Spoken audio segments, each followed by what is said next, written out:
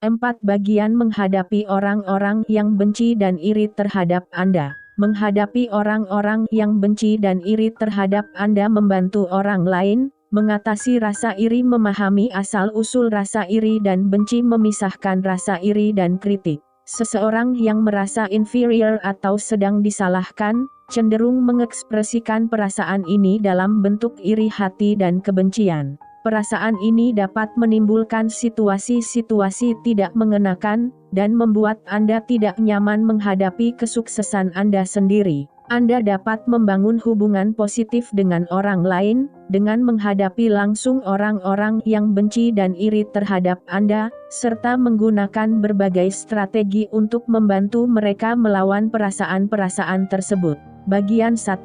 Menghadapi orang-orang yang benci dan iri terhadap Anda. 1. Jangan masukkan ke dalam hati. Ketika seseorang merasa iri terhadap Anda, masalahnya bukan pada Anda, tetapi pada orang itu. Tumbuhkan rasa percaya diri dalam diri Anda. Jangan biarkan seseorang yang merasa iri terhadap Anda memengaruhi rasa percaya diri ini, atau bahkan menimbulkan keraguan terhadap diri sendiri. Teruskan pekerjaan Anda. Jangan biarkan orang lain menghentikan Anda. Pusatkan perhatian pada orang-orang yang mendukung Anda. Ingatkan diri sendiri bahwa orang itu iri karena Anda melakukan sesuatu dengan baik. 2. Abaikan segala komentar iri dan penuh kebencian. Meskipun mungkin terasa sulit, Anda perlu mengabaikan komentar jahat orang-orang yang iri pada Anda, agar mereka sadar bahwa sikap Anda justru menyangkal komentar-komentar tersebut. 3. Hadapi secara langsung orang-orang yang membenci Anda di kehidupan sehari-hari. Kalau sulit dapat mengabaikan orang itu, hadapi secara langsung agar tekanan perasaan iri itu dapat lepas. Ajak ia bicara untuk melawan perilakunya. Saya ingin punya hubungan kerja yang baik dengan Anda. Apa yang bisa saya lakukan agar hubungan baik itu tercipta? Saya mengapresiasi kritik membangun Anda, tetapi kadang-kadang saya merasa Anda terlalu kasar. 4. Kurangi interaksi negatif Anda dengan orang itu. Jika Anda dapat mengubah lingkungan atau dinamika sosial dengan orang itu, kemampuannya memengaruhi Anda pun akan berkurang. Berkumpullah dengan orang-orang yang mendukung Anda. Dengan demikian, orang yang membenci Anda itu tidak punya kesempatan untuk melawan Anda secara langsung ketika Anda sedang berkumpul. Ketika bertemu orang yang membenci Anda itu, jadilah orang pertama yang menyapa. Kemudian pergilah. Bertemanlah dengan teman-temannya agar ia merasa jadi orang luar. 5. Ubahlah rutinitas agar Anda tidak harus bertemu dengan si pembenci itu. Ketika berjalan, ambillah jalur yang lain, ingin ke toilet, gunakan toilet di lorong yang lain, cari mata kuliah lain atau minta jam kerja yang berbeda. 6. Tetapkan batasan. Anda tidak harus mendengarkan si pembenci ini terus-menerus. Tetapkanlah batasan untuk menjauhkan diri Anda dengan orang itu. Buatlah batasan waktu dalam pikiran Anda tentang berapa lama Anda akan berhadapan dengan orang itu. Ketika waktu ini habis, pamitlah dengan sopan. Saat berbicara dengan orang itu, minta ia menunggu sebentar, kemudian pergilah sambil mengatakan saya perlu melakukan sesuatu. Hitung berapa kali ia membuat komentar negatif. Setelah mencapai 3 komentar, sudahi percakapan. 7. Beritahu orang itu bahwa Anda tidak menyukai diperlakukan secara negatif. Meskipun Anda tentunya tidak ingin tampak tidak sopan, karena dapat membuat orang itu semakin marah, mungkin perilakunya dapat berubah apabila Anda memberitahu perasaan Anda kepadanya. Saya merasa kurang nyaman mengenai cara Anda berbicara dengan saya, sikap Anda ketika bicara dengan saya sungguh tidak enak. Bisakah kita berinteraksi secara lebih positif? Bagian 2. Membantu orang lain mengatasi rasa iri.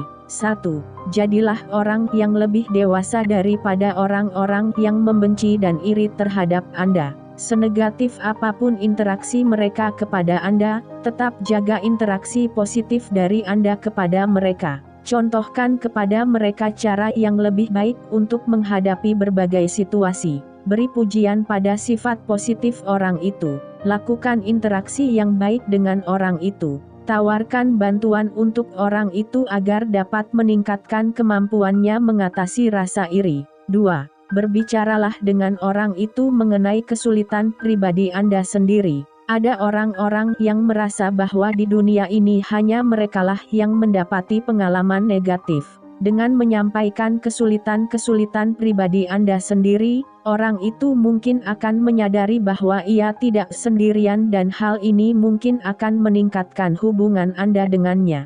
Tunjukkan kapan saja Anda pernah mengalami kegagalan. Bicarakan hal-hal yang menurut Anda sulit.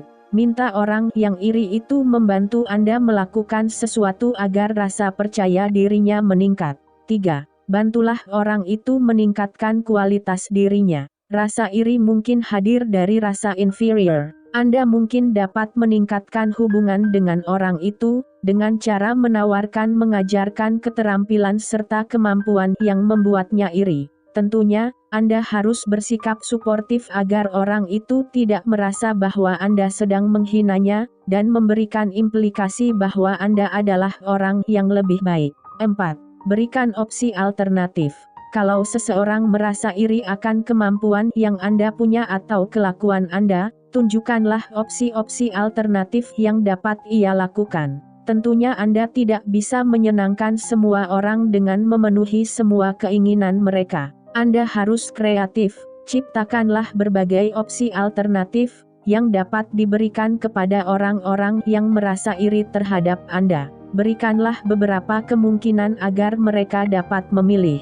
5. Hindarilah berkomentar atau mengirimkan gambar negatif di media sosial.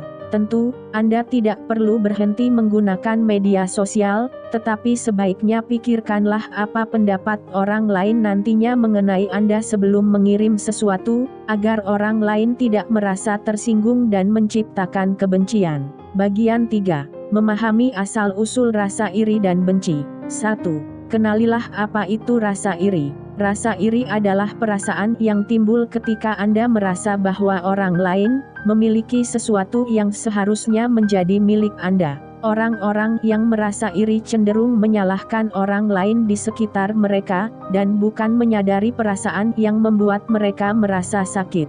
2. Carilah sumber spesifik rasa iri orang tersebut. Kebanyakan rasa iri timbul dari rasa takut bahwa seseorang takkan dihormati atau disayangi orang lain. Rasa takut ini dapat membawa pengaruh yang amat kuat. Untuk memahami sumber rasa iri, ketahuilah rasa takut seperti apa yang menguatkan rasa iri itu. Terdapat beberapa sumber: objek fisik, hubungan pribadi, posisi profesional, status sosial.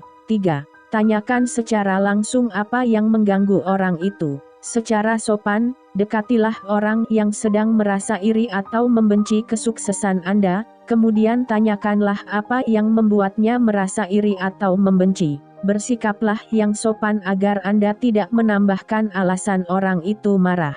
Lebih baik lagi kalau Anda bersikap langsung dan terbuka. Coba gunakan salah satu saran perkataan di bawah ini agar orang itu dapat membuka diri. Saya melihat Anda bertindak berbeda di dekat saya. Apakah saya mengganggu Anda? Saya ingin memastikan bahwa saya tidak mengganggu. Apakah ada masalah? Anda orang yang hebat. Saya ingin tahu apakah di antara kita ada masalah.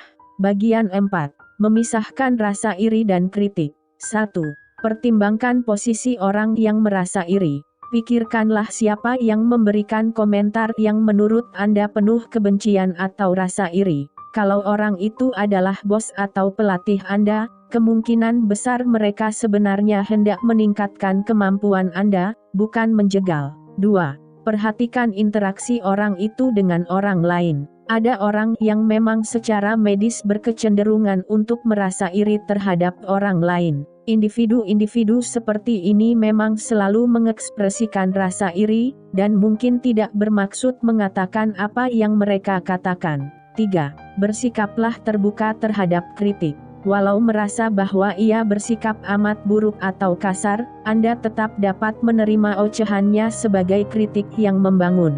Terimalah saran-saran yang diberikan dan tetaplah jaga pandangan positif.